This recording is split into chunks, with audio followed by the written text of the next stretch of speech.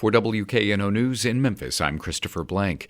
U.S. Senator Marsha Blackburn was in Memphis Wednesday for a series of stops, including a tour of Le Bonheur Children's Hospital. Her visit came a day after she filed a qualifying petition in Nashville to seek a second six-year term in the Senate, starting with the August statewide Republican primary.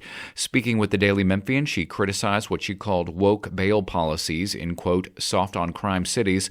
She also touted the Keep Violent Criminals Off Our Streets Act that she is sponsoring that would strip federal funding from local governments that set a policy of no cash bail for violent offenses.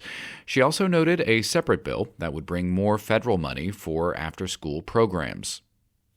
The city of Germantown may soon put a moratorium on new vape shops, CBD businesses, and shooting ranges, though none currently exist within the city limits. During a planning commission meeting Tuesday, city officials said the number of inquiries about them prompted the need to review the impacts they might have on the suburb. As it deals with a higher-than-expected population, the Shelby County Sheriff's Office is struggling to provide sufficient educational, recreational, and visitation opportunities to the minors it houses at the new Youth Justice and Education Center. Julia Baker of the Daily Memphian says that Anthony Buckner of the Shelby County Sheriff's Office estimates there are around 110 children currently housed at the facility.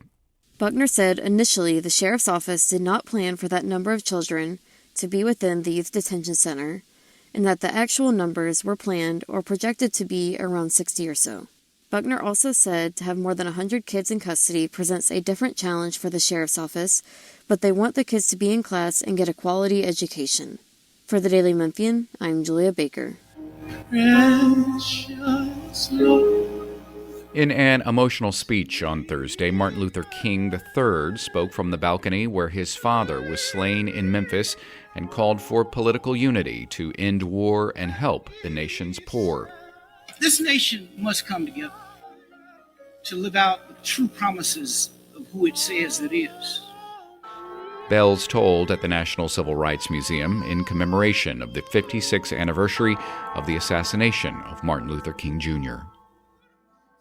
This is 91.1, more news at WKNOFM.org.